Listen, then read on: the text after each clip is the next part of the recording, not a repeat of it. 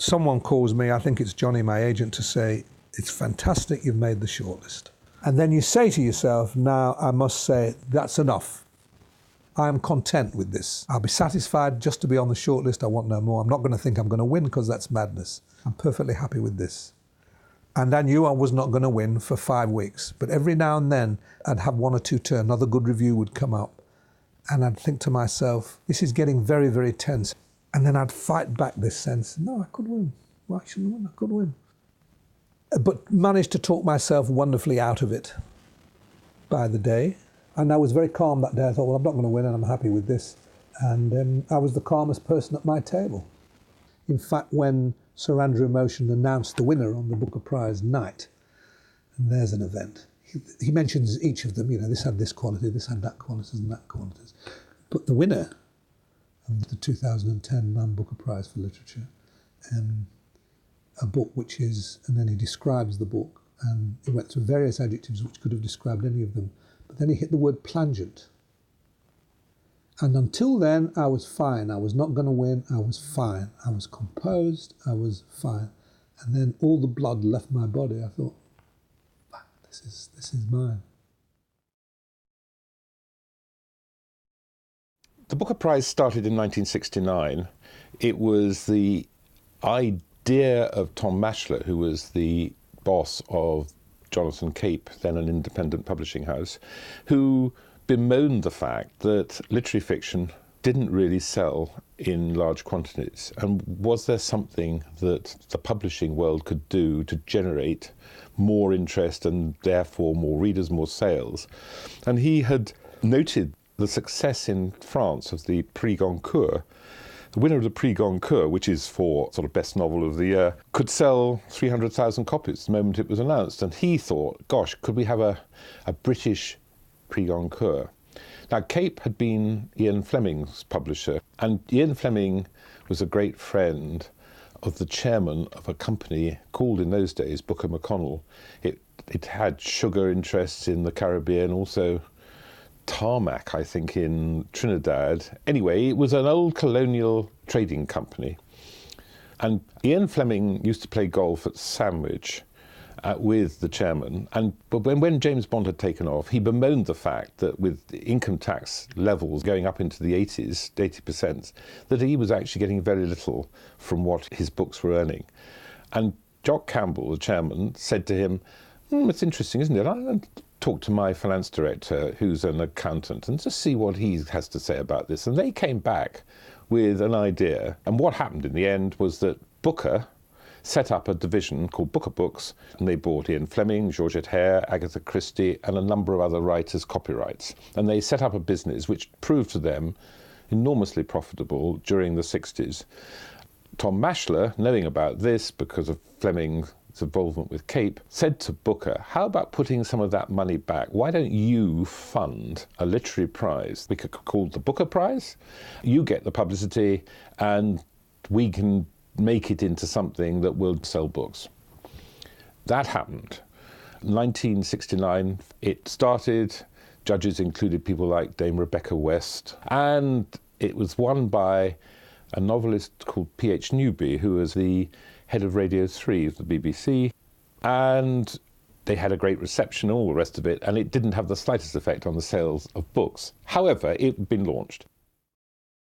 The two presentations of the prize before I took control were not very well managed. I think it was the first one, the microphone system didn't work, and the people making the speeches, only the people at the front could hear them and the rest couldn't, so they chattered and the noise grew and grew at the back, and it was most unfortunate. And certainly it all didn't make the front pages. But nobody was very concerned because Booker had done this as a thank you. It was really, on both sides, an amateur effort. And that's where it might have stayed, unless means were found of broadening it with great publicity. Booker had committed themselves to 7 years. Second year, Bernice Rubens won it for a novel called The Elected Member. Didn't have much effect either. And they suddenly thought that maybe one thing they'd got wrong was they made the prize retrospective. So 1969 was for books published in 1968, 1970, 69. So by this time, a book had had its sort of first flush of publicity and everything else. Why not make it contemporaneous in 1971? Why don't we make it for books published this year? That way, books are just being reviewed, publicity, and maybe this added sort of wave of publicity to the winner might well have the required effect. So they did this. And in changing it, it has remained a contemporaneous prize ever since.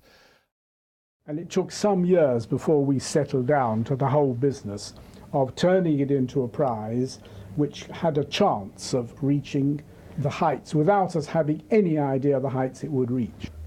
You need a certain amount of luck. You need some patience. I certainly had the patience. And then a few things happened, which was the luck, which always helps. One, of course, was the scandal created by John Berger with his novel G. And they were very, very fortunate that the people who won it were extraordinarily rude to them, who refused to accept the money and give it to the Black Panthers, who said that they were exploiting Africa and so on. So they got a great deal of publicity. And Michael Caine kept on with it. He wasn't put off. For years, everybody at his company had been frightened of him. He had a stammer, and they all had to wait until he finished the sentence, and they never knew which way it was going. But if people spoke up to him, it was a novelty.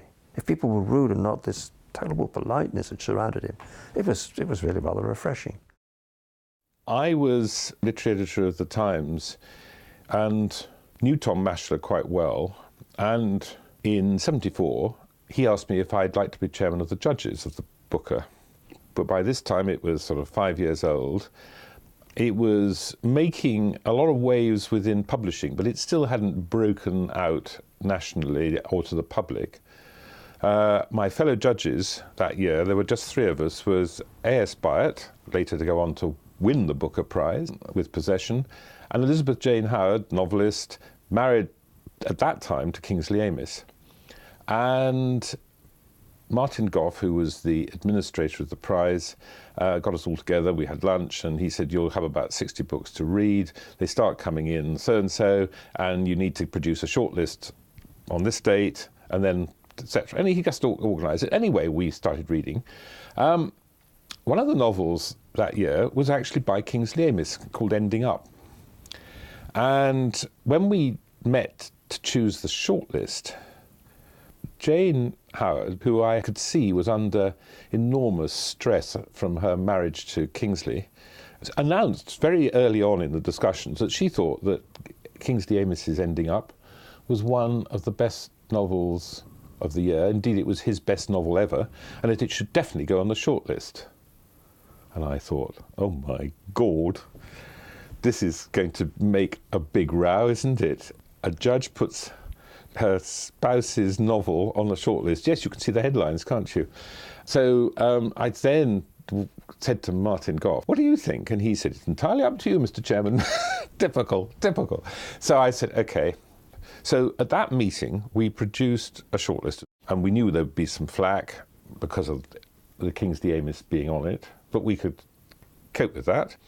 And we published a shortlist, and sure enough, all hell broke loose. You know, how is it possible for a novel by the husband of one of the judges to get onto a shortlist? And there were letters to the Times. I mean, there were all the sort of things you'd expect. And I just said, in my capacity as chairman, that we thought it was a very fine novel, full stop. And there were some people who agreed, and there were some people who disagreed. But actually, the publicity that it generated was very important to the prize, because as Tom Mashler said, what it was doing was getting it off the books pages and into the news pages, which was really what this prize wanted. It needed to become something that people talked about. I had a terrible row with Michael Caine when we were thinking of whether the rules need to be changed.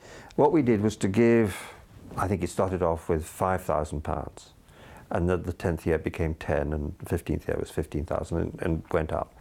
And I said, you give that to the winner, but you give the shortlisted books, which may have lost by 1 vote, 2, nothing. You put them up, they get a copy of their own book with a slightly different binding or something. And we all look at them and they get nothing. Whereas the winner gets this 5,000 or 10,000. Would it not be possible to give at least 1,000 or 2,000 to the shortlisted? It won't cost you. He said, cost? He said, why do you think, Michael, why do you think this prize is so popular? I said, well, it's rather like the French prize, you know, the Goncourt, this, and it has that. I said, no, forget all that. He said, it's popular because it's so unfair. That's what people like.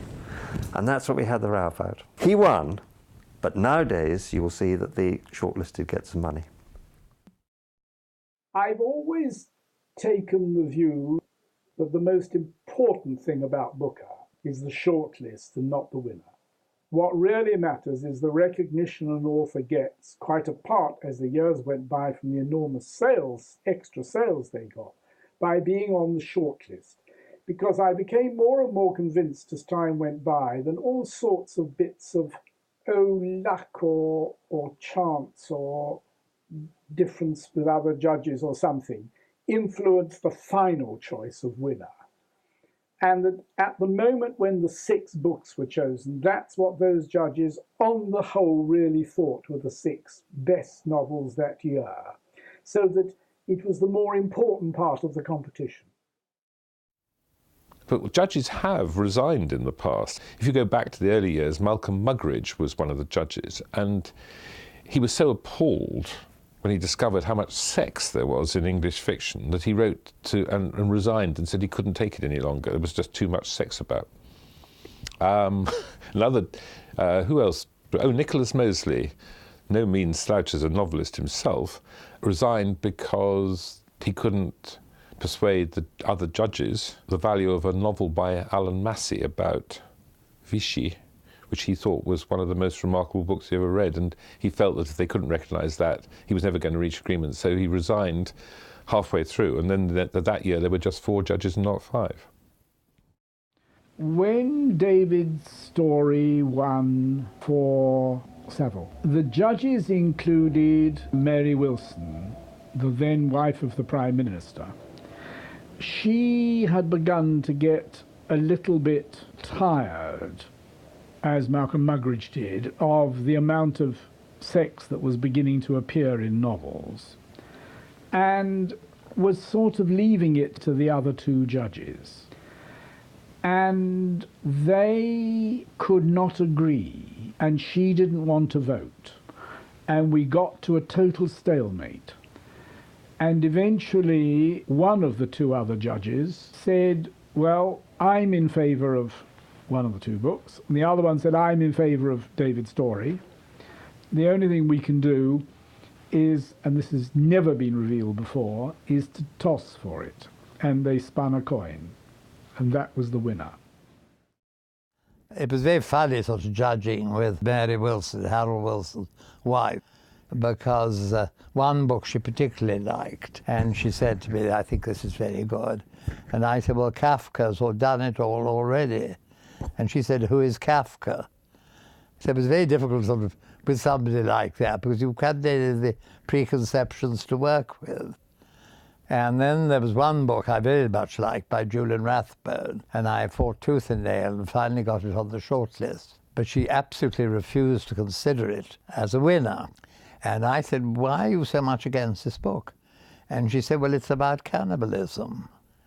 And it was quite extraordinary, because, I mean, there was a cannibal event in it. It wasn't about, the whole book wasn't about cannibalism. Anyway, at the Booker dinner, I saw this man. He was then, Julian Rathbone was then a young man. I saw him standing all by himself in a corner. So I went over and introduced myself. And I said, let me introduce you to Mary Wilson. So he said, oh, no, so rather embarrassed and shy. I said, come along. So I took him over and I said, Mary Wilson, this is Julian Rathbone. And she said, oh dear. So I said, it's all right, he won't eat you. And then they became quite bad. It was at that time that the prize wasn't really attracting much attention. And I said this was because everybody knows the book that's won, 3 or 4 weeks beforehand, sometimes more, because the judges make their final decision, and to make sure that the book's going to be in the bookshop, the publisher is told secretly, and the thing gets out, and everybody knows, and the press knows, so they don't come to the dinner. And I said the only way you'll get them to come bring the television cameras is by not choosing the winner until immediately before the dinner, so that nobody knows apart from Martin and the 5 judges. Because I said, then it will be news, and you won't be able to stop the journalists from coming. So it was agreed that we did that, and the press hated it, BBC particularly. And they said to Martin, surely you'll tell us so that we know beforehand. And Martin said, no, nobody is to know, that is the whole thing. But we're the BBC, so it doesn't matter. News was news, and however inconvenient it was for them, they got to be there, and it worked. So we took a tremendous risk, but every journalist turned up except for one. And so we did it. Of course it was right, in order to inject some energy, surprise, drama, and so on into the event, which had been getting a little sleepy. I mean, the rude people had given out, and more polite ones had come, or anyway, less rude. And this gave it great dramatic power. But now I see the way that's exploited sometimes by the media. I think, oh God, I wish we'd never done it. The thing that I remember very, very clearly was the 1980 Booker Prize, and I would have been 16, and it was the year that Anthony Burgess was slugging it out with William Golding. There were 2 literary heavyweights in the shortlist, and suddenly this became something that caught the newspaper and the public imagination. Golding and Burgess were 2 big names, and the competition between these 2 was something really exciting, like a race. But it gave Booker a whole new image. The prize had moved up a whole step. Anthony Burgess arrived from his home in France and said to Martin Gough, I will only attend the dinner if I know I have won. And Martin Gough said, I'm not telling you, you'll have to wait like everybody else. So he said, I'm not coming. So he sat in his hotel room in the Savoy, sulking. It was won by William Golding that year. Somehow people began to look at Booker differently after that year, in the sense that, gosh, it's obviously important if it attracted 2 competitors of that nature, and it was such a close-run thing. And I think once that reputation had been established, it was home. The other thing was that it was the start of the prize becoming internationally famous, because these were 2 authors who sold pretty well all over the world. The Booker was beginning to make a big difference. Some of it was to do with Ladbrokes and the betting that was going on. Some of it was the press whipping it up. The following year, Salman Rushdie was to win it for Midnight's Children, and that caused a stir because there were people who thought that that novel about the end of British rule in India and the division between India and Pakistan was somehow anti-British. And he was also, new, young author. It caused a stir. I was there with Salman, very nervous, sitting next to me, and just before they were about to announce it, all the television cameras sort of swung onto our table. And I thought, it looks like it might be coming our way. I mean, they knew, and they obviously... Anyway, it was, and it was very exciting. There was clearly tremendous surprise that an unknown author should have won. But I think the judges were extremely pleased with themselves, even those who favoured one of the others, in the sense that they had a feeling that they found a remarkable new talent. And I thought it was a good choice, because I thought, I think he's amazingly creative and interesting writer, and funny and exaggerated. Brilliant, absolutely brilliant. They'd made a discovery. I mean, Midnight's Children, Cape had printed 2,500 for 2 years. By Christmas it had sold 50-odd thousand in hardback in this country alone, and we all know what's happened since. I'd been on the shortlist twice before Moon Tiger won it. I wasn't expected to win. I was not the bookie's favourite. So sat through the dinner not knowing, and towards the end of the dinner, the television cameramen, they've gone round focusing one by one on the shortlisted people. And then while the chairman of the judges is making the speech that leads up to the announcement, they start moving in, and I could see out of the corner of my eye, Peter Ackroyd was sitting at the table next to us, and I could see that two of them had their cameras on him, and they must have done it on purpose, because at the last moment they turned round and turned the cameras on me. And you thought, help. And then, yes, have to go up and say something coherent, you hope. And then immediately get swept off to do media things. And I hadn't had anything to drink at all. I remember thinking I really would love a glass of champagne now, but was swept off at once to Tom Rosenthal's house. And we sort of caroused, and Tom said, I have to talk business to you for a few minutes. I have done a very, very clever thing. And it was actually, what he had done was he'd told the printers that he used to stand by and watch what was happening on television, and if I won, to start the presses rolling for a reprint of 20,000. So he said, so we shall have no problem about supplying a reprint as soon as possible. If you look back at the history of the prize, there have been 1 or 2 years where the prize-winning books have fallen more with a thud, dull thud, than a great deal, because inevitably, you know, not every book is going to be seen as being of enormous popular appeal. But the ideal Booker winner is to be of enormous quality and of popular appeal, and so you just hope that ultimately that's what the judges end up doing. I chaired it in 1992. I think the Booker is a bit of an ordeal because, you know, you have to read about 100 novels in 3 months, and you feel your litmus paper going. You know, even if War and Peace was the next one, you might not recognise it because you'll say blotto, you just wouldn't recognise it. And you got very nervy because having to make lists, having to do it by a certain date. I remember once I left my plastic bag with all my notes on all the books I'd read and my thoughts and what the long list was and everything in the bank. And anybody could have picked it up, you know. I had to go back and get it. But it's a good reading experience. I think it's the fun of having all these brand new books that nobody's read piling into your house.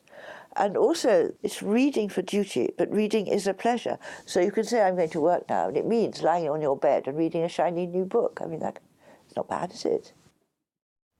When I did it the first time, it was about 110, I think, and the second year, perhaps about 10 or 12 more. It just seemed to go every year. And it meant reading a book a day during the week. I sort of had weekends off, but a novel a day, when some of them are long novels, is extremely wearing. And I found it had strange effects on me. I mean, I started to have bizarre dreams, because your brain is trying to cope, you know, with this astounding input of fiction every day. And it's completely lost. And so you'd have dreams that seem to belong to someone else. Amazing dreams. It's a very exciting night, I tell you. It's very, very exciting. Because you just talk to the world. You have no idea how, you don't realise it's that big. You just talk to the world. Everybody wants to know. Everybody wants to know about it. You're being interviewed by American journalists, Canadian journalists, Indian journalists, you know, journalists from Asia, doing press conferences till about 3 in the morning. And then you go, and that's very nice, you then jump in a taxi and you go to your publisher's party. And Bloomsbury had a party in Soho Square. And you go and you can hear people going, he's here, he's here, he's here. They're all smashed. Champagne is pouring down the steps. And they adore you. Hey, hundreds of them, they adore you. It's a big thing. You go from selling, the Finkler Question sold in the end, in English, something like 750,000 copies. And you normally sell, you know, 8 on a good year. So it's massive. So you feel very, very good. And you're a very famous person when you win the Man Booker Prize. 4 days. Everybody knows who you are on the streets. Taxi drivers stop and call out, hold on, Howard. People stop you on the street. all the time. Everybody knows who you are. It's the strangest thing. You think, hang on, this is a literary prize. It's got such an astonishing coverage, this prize. Astonishing. Hello Graham, hello Candice, it's Pat Barker, ringing to congratulate you.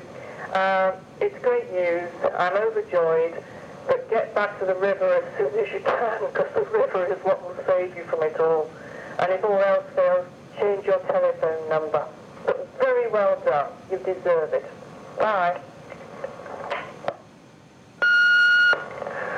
Graham, it's Salman. I've just come off stage at Vienna to discover that you won the Booker. Bravo, my old friend. Bravo. I'm really thrilled for you, and it's made my evening complete here. So all of us here are drinking to you at this gathering of literary folk, and we're very proud of you. I'm particularly proud of you. Well done, my old friend. Bye-bye.